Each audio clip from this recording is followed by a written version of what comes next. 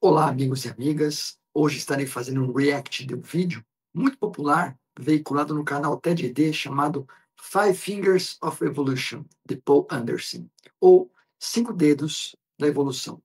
Achei importante esse vídeo, pois através dele eu vou conseguir demonstrar os pontos em que a teoria da evolução acerta e os pontos em que ela erra. E aí ficará claro para você qual a confusão proposital, diga-se de passagem, de conceitos que ouvimos por aí sobre esse tema. Então vamos soltar o vídeo. Da evolução. Compreender a biologia de forma completa, é necessário entender o processo de evolução. A maioria das pessoas conhece o processo de seleção natural. No entanto, este é apenas um dos 5 processos que podem levar à evolução. Antes de os 5 processos, vamos definir o que é evolução. Devemos definir a evolução. A evolução é simplesmente mudança no genoma ao longo do tempo. Mas o que é um gene pool e, afinal, o que é um gene? Antes Bom, vou dar uma paradinha aqui nesse conceito, que é muito importante. Então, abre aspas para o senhor Paul Anderson. Evolução é simplesmente a mudança no patrimônio genético ao longo do tempo. A definição que ele dá aqui de evolução diz respeito ao conteúdo das informações contidas no DNA dos seres vivos. Essa definição estaria correta se houvesse de fato uma mudança ascendente, uma mudança positiva no nível de informação contido no patrimônio genético dos seres vivos. A crítica que fazemos aos evolucionistas é exatamente essa, que está ocorrendo, na verdade, está ocorrendo uma mudança descendente no nível de informação do patrimônio genético. Então, atualmente, estamos observando uma involução no patrimônio genético dos seres vivos. Genes estão sendo desligados. Genes estão produzindo proteínas com menor eficiência. E a regulação gênica do ser vivo está sendo rebaixada devido às mutações que ocorrem nos seres vivos. E essas mutações estão se acumulando, fazendo com que os seres vivos se tornem menos aptos a cada geração. As mutações são sempre deletérias e acabam por rebaixar as aptidões do ser vivo. Os evolucionistas afirmam que existem mutações neutras, ou seja, mutações no código genético que não alteram a aptidão do ser vivo.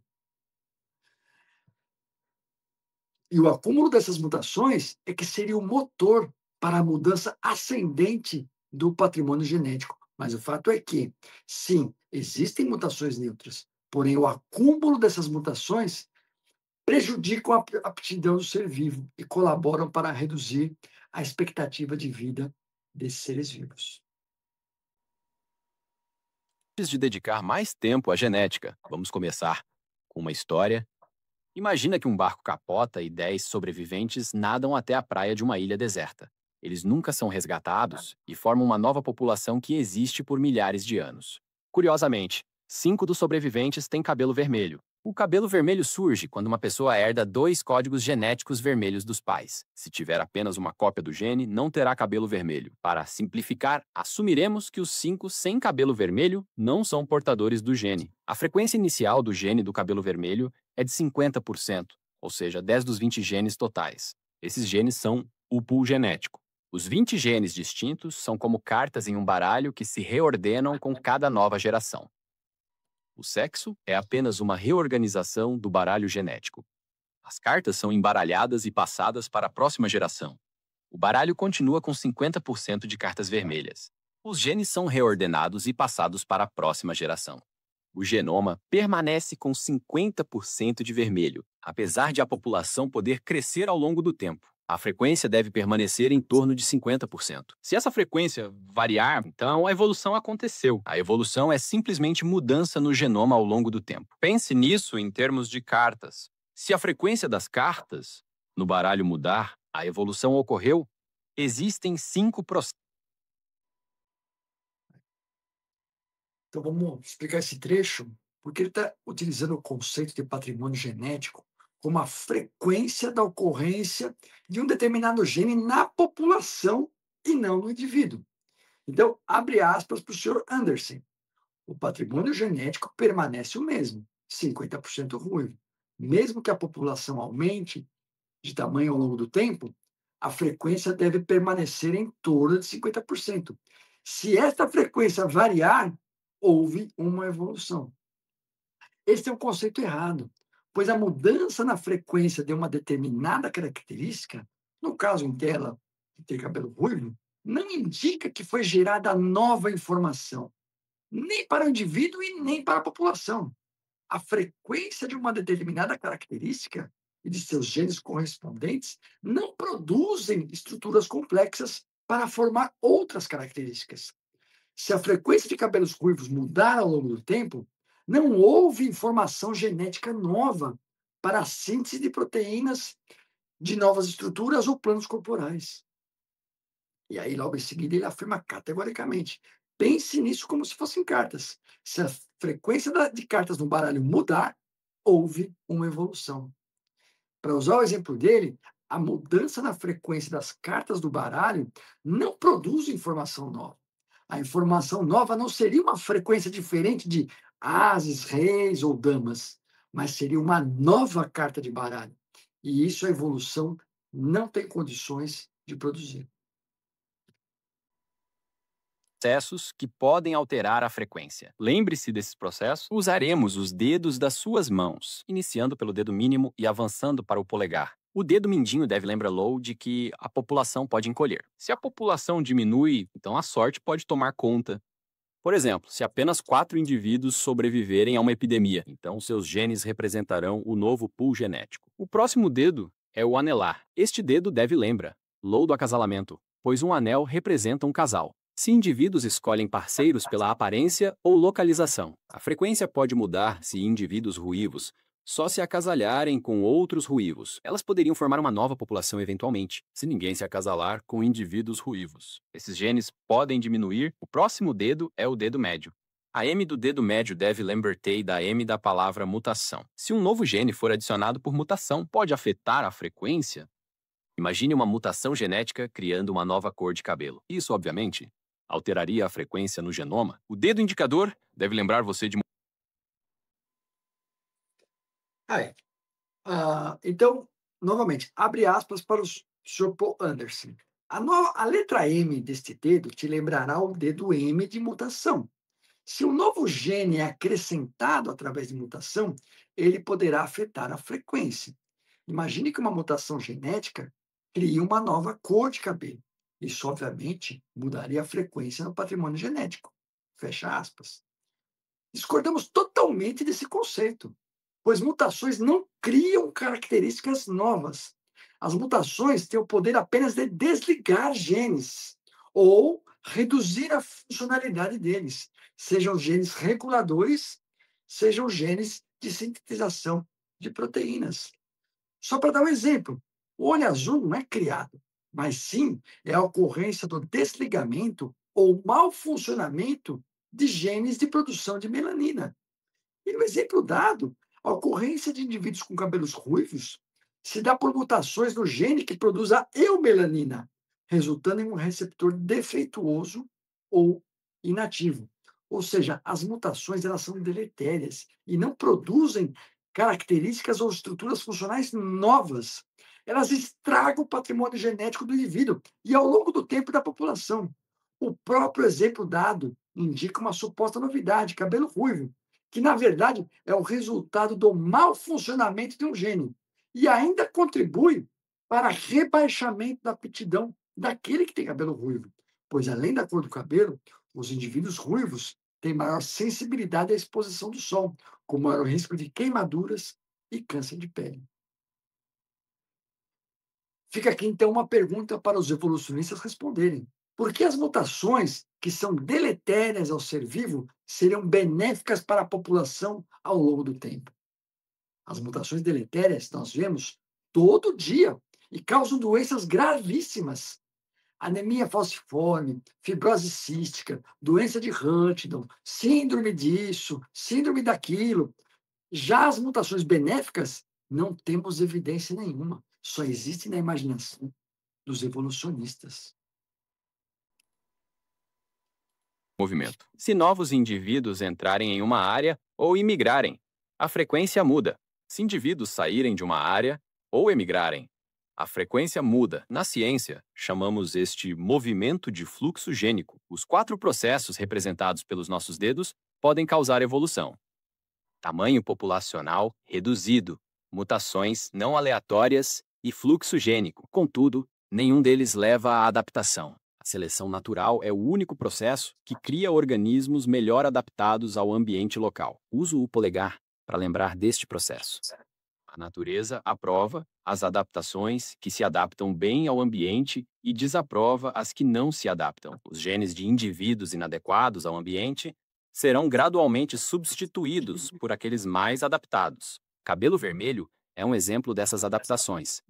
O cabelo vermelho é vantajoso em climas do norte, pois a pele clara permite que os ancestrais absorvam mais luz e produzam mais vitamina D. Thumbs up? Mas isso era desvantajoso em climas mais ao sul, onde a radiação UV aumentada causou câncer e reduziu a fertilidade. Thumbs down até o polegar é uma adaptação pelo processo de... Então, no texto ele indica que o fato de ter cabelo ruivo é positivo em regiões do clima do norte. Percebam que a ocorrência do cabelo ruivo não é uma vantagem de aptidão. É o oposto, pois mesmo na região norte, os que têm cabelo ruivo também devem se proteger do sol, pois não é apenas uma questão de fazer mais calor ou mais frio, mas sim sobre a incidência de raio UV. Então, se o indivíduo tivesse a sua correta regulação de eulamina, ele absorveria bem a vitamina D e estaria mais protegido em ambos os ambientes, com mais sol ou menos sol, e ainda estaria menos exposto à maior radiação de UV que causa câncer e diminui a fertilidade. seleção natural.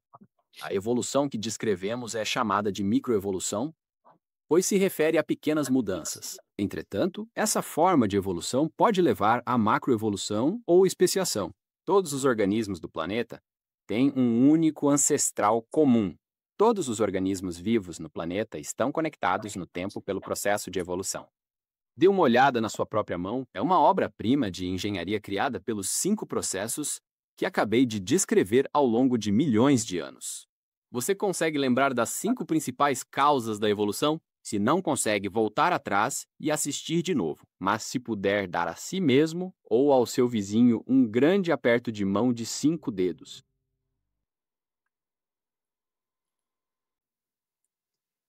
Bom, veja que apenas depois dele descrever abundantemente sobre os motores da evolução, ele diz que esses motores apenas funcionam em pequenas alterações, a chamada microevolução. Então, abre aspas para o Sr. Paul Anderson. A evolução que descrevemos é chamada microevolução, porque se refere a uma pequena mudança. Entretanto, esta forma de evolução pode, ao fim, resultar em uma macroevolução ou especiação. Bom, dos 5 pontos que ele mencionou, eu não tenho problema com 4 deles. Eu discordo apenas do tema das mutações, pois não existe viabilidade para que mutações que são prejudiciais à aptidão dos seres vivos gerem novas informações no patrimônio genético. Então, a microevolução, fora o ponto das mutações, é um fenômeno observável, testado e não temos problema nenhum com ela. Porém, o conceito correto é dizer que a microevolução é apenas uma adaptação que os seres vivos são capazes de produzir de acordo com o patrimônio genético já presente nele. A confusão é chamar de evolução aquilo que é simplesmente adaptação. E a nossa crítica é com a extrapolação, em dizer que um conceito que observamos de microevolução vale para um outro conceito que não observamos, que é a macroevolução. Quer dizer que os organismos tiveram condições de criar novas informações para se diferenciarem de forma distante da sua forma original. Não existem evidências para esses saltos na taxonomia dos seres vivos, nem da ancestralidade comum. O urso será sempre urso, mesmo com as diferentes espécies entre eles. Um canídeo será sempre um canídeo, mesmo com as diferentes espécies. Lobo selvagem, lobo-guará, cachorro do mato e por aí vai. Não é desligando genes que se criam novas estruturas. Um urso não vira baleia, um dinossauro não vira canário, um macaco não vira gente. Essa transição entre espécies não é viável desligando genes. A quantidade de informação envolvida é imensa e as mutações cegas e aleatórias que desligam genes em qualquer lugar do genoma acabam sempre prejudicando a aptidão dos seres vivos. A macroevolução é uma ilusão, é uma narrativa que não é corroborada pelas evidências. E no fim ele fala das mãos, mais um exemplo furado dele. Nossas mãos têm estruturas muito mais complexas e finamente ajustadas, por exemplo, que a dos macacos. E não são apenas diferenças na aparência. Além da complexidade física adicional dos músculos, ossos, tendões, estes devem atuar conjuntamente com mecanismos sensoriais precisos e ajustados para a detecção de pressão, temperatura, movimento. E com o respectivo processamento dessas informações pelo cérebro e o sistema nervoso para rápida e precisa resposta motora. Evolucionistas querem nos fazer crer que, com tempo suficiente, uma sinfonia de Beethoven pode ser criada ao acaso. E eu digo para você que as suas mãos são uma obra-prima de engenharia e foram projetadas pelo nosso Criador com propósito. E nossas habilidades cerebrais não seriam plenamente utilizadas sem uma ferramenta poderosa e ultra precisa como esta. Para assombro dos darwinistas, a vida não permite improviso ou sorte. A existência de um Criador é absolutamente necessária para a origem da vida e, para desespero dos evolucionistas, cientificamente defensável. Se você acredita no Criador, é agnóstico ou ateu, mas gosta de ciência, você está no lugar certo. Pois aqui tratamos de temas sobre a origem da vida e do universo com argumentos científicos e racionais que trarão mais luz para o seu entendimento. Se gostou, curta, comente e compartilhe. Eu sou Márcio Magnanelli, esse é o meu canal de divulgação de temas criacionistas e da ciência do design inteligente. Muito obrigado.